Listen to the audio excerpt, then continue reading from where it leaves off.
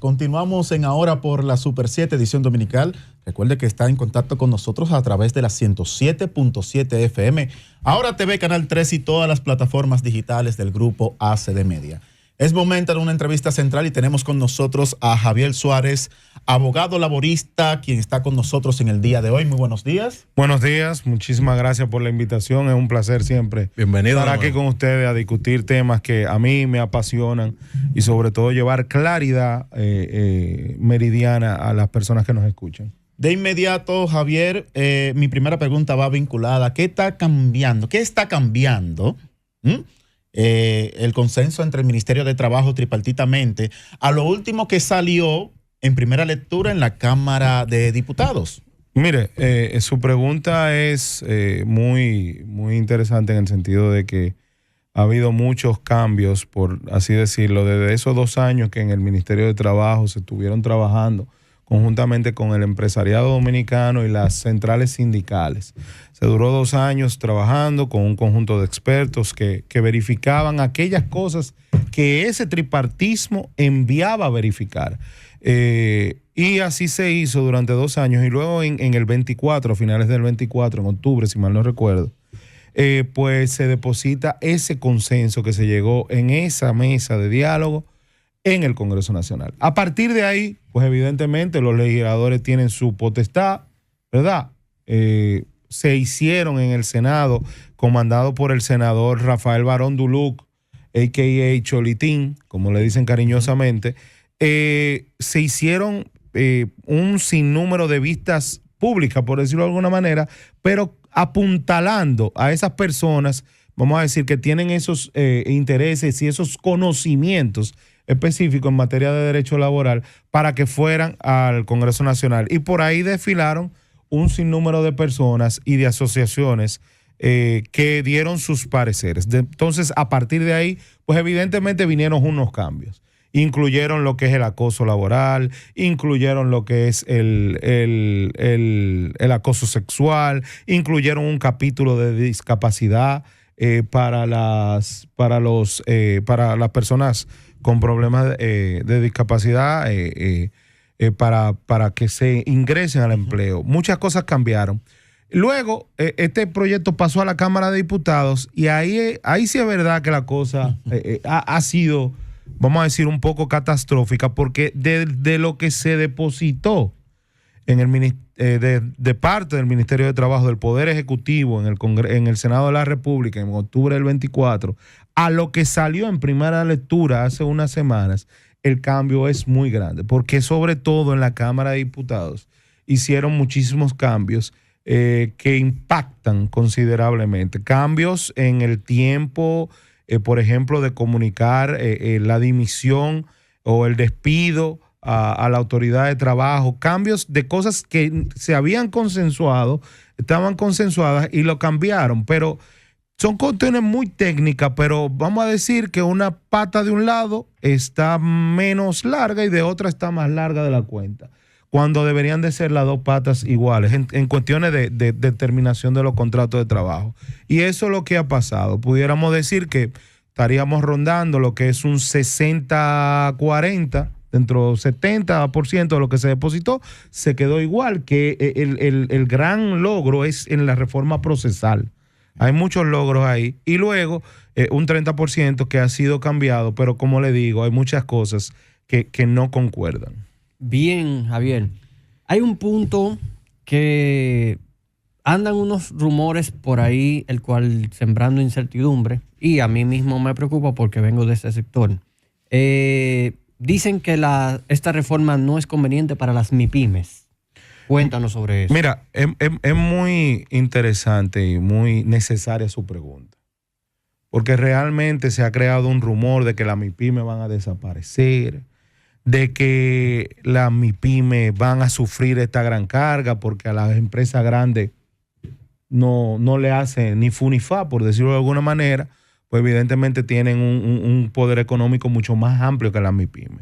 Cuando hablamos de MIPYMES, estamos hablando de un tejido empresarial de más del 90% de la República Dominicana, mucho más. Pero estamos hablando de ese pequeño salón, de ese pequeño taller de ebanistería y un sinnúmero de cosas más. El colmado de toda la vida, por ejemplo. Pero si a alguien le conviene esta reforma, es a las empresas en general, incluido la MIPYME. Le explico por qué. Por ejemplo, en materia procesal, ahora mismo, para usted suspender la ejecución de una sentencia de primer grado, si a usted lo condenaron a 100,000 pesos, usted tiene que buscar una fianza o depositar 200,000 pesos en el banco. Wow. Con lo cual, imagínese lo que eso significa para una MIPYME. ¿Pero qué se hizo en la reforma? Se puso que es el monto simple. Es 100,000 pesos nada más que va a buscar. Y si usted le debe 100,000 pesos a un trabajador, usted tiene que pagárselo. Claro. Porque no es que no se lo va a pagar. Esa es una de las mejoras, para ponerte un ejemplo. Otra mejora indiscutiblemente excelente. La ejecución de la sentencia actualmente en el Código de Trabajo es: te notifico un viernes en la tarde y el lunes estoy con un camión de reversa para llevarme todo. 3 días franco. Correctamente. 3 días franco malinterpretados, porque el viernes no se contaría, sábado y domingo, y todavía estamos hablando del miércoles, pero lo interpretan de una manera. Eso mejoró bastante con la ley de fuerza pública, pero como quiera siguen los embargos.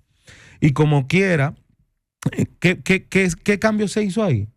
Pues se puso que las sentencias serán ejecutorias a partir de la octava franca. O sea, ya estamos hablando de 10 días.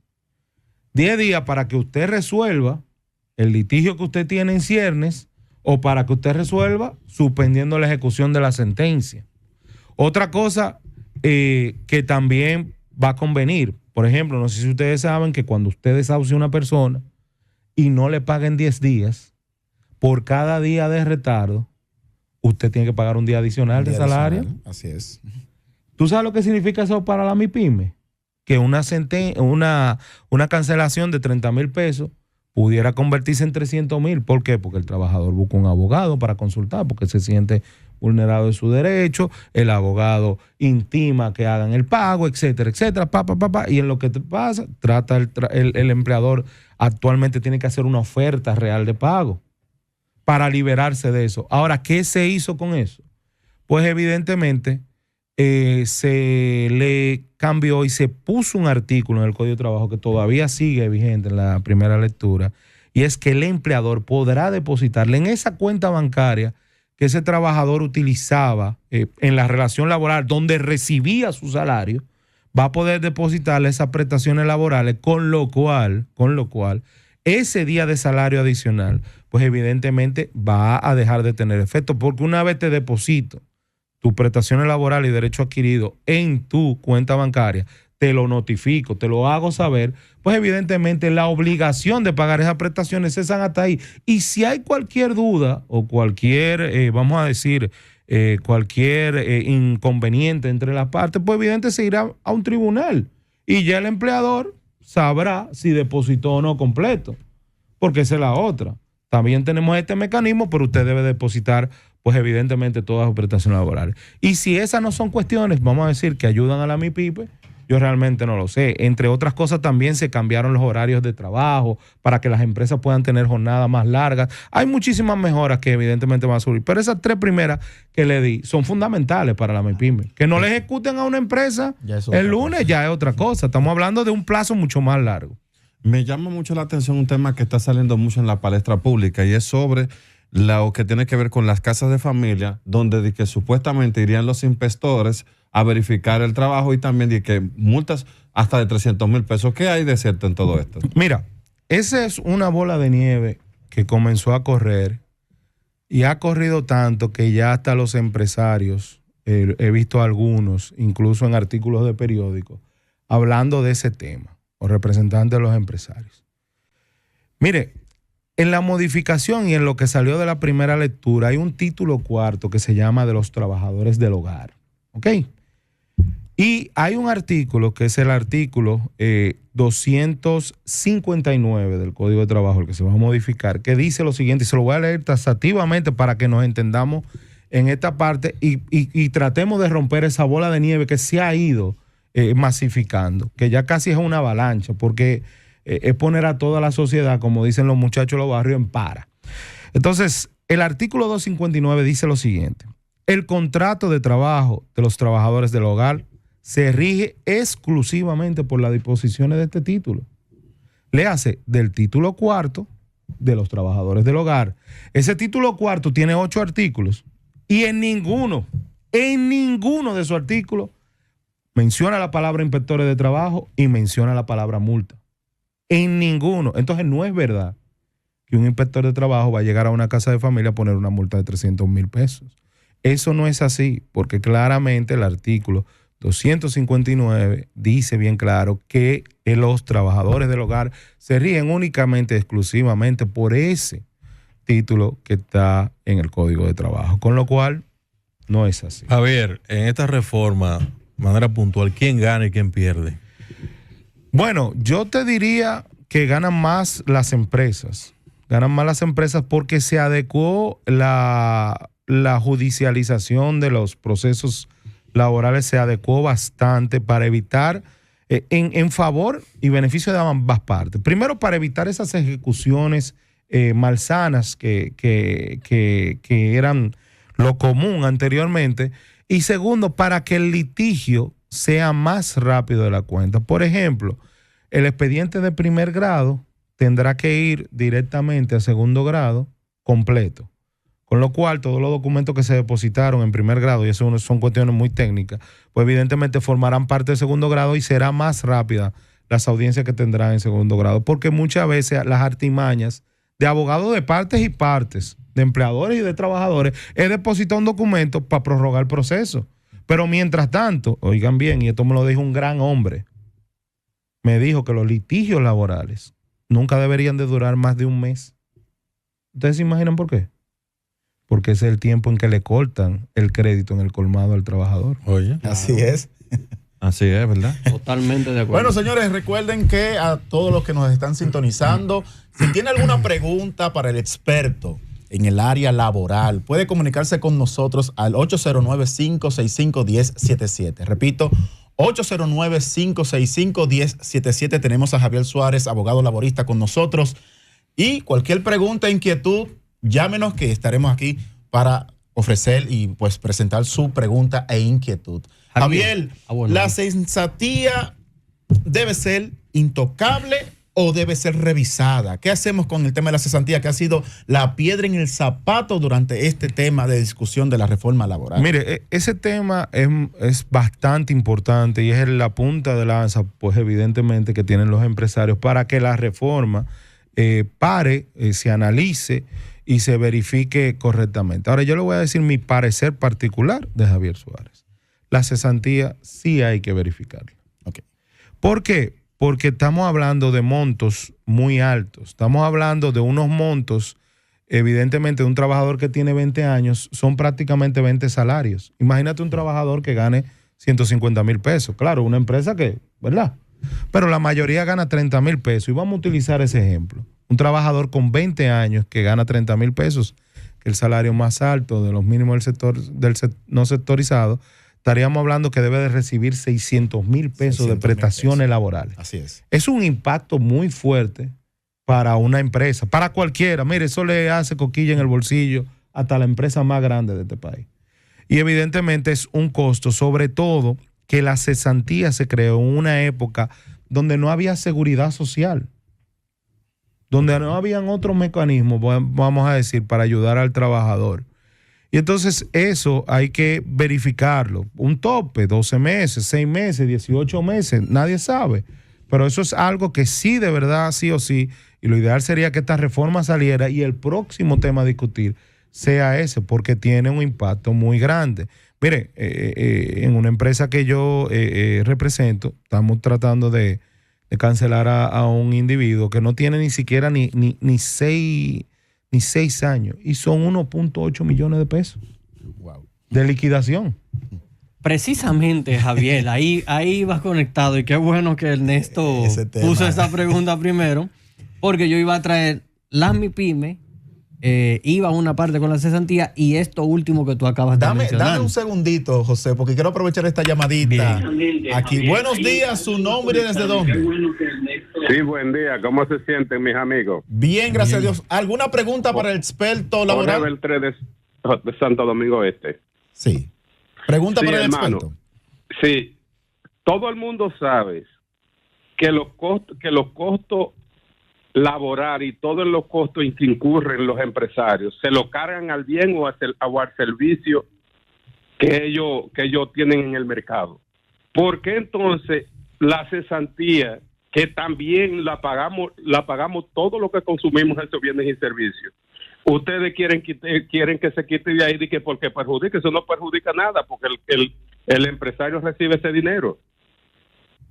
Sí, él en parte tiene razón. El empresario que paga un salario de 150 mil pesos, pues evidentemente es porque está produciendo mucho dinero. Pero yo lo que digo es que luego es un costo y él tiene que entender que eso impacta un presupuesto de cualquier empresa. Claro. Buenos días, su nombre y desde dónde. Bueno, ahí se cayó esa llamada. Ahora sí, José. Bien ahí, como te decía, Javier.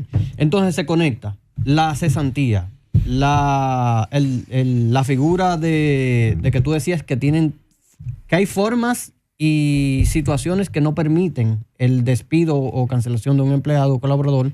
Entonces, esta nueva reforma, ¿cómo ayudaría a esa parte a tratar de esos temas donde hay empleados o colaboradores de que hacen las cosas buscando precisamente el desahucio o el despido, y que muchas veces perjudica, en este caso, a las MIPYMES y a otras empresas también? Sí, así es. Mira, hay una cultura generalizada de que yo no me voy sin Michelito. Exacto. Después de los 3 meses, mire, mi hermano, todo mucho amor, muchas flores, de los primeros 3 meses, luego, pues evidentemente la relación laboral cambia.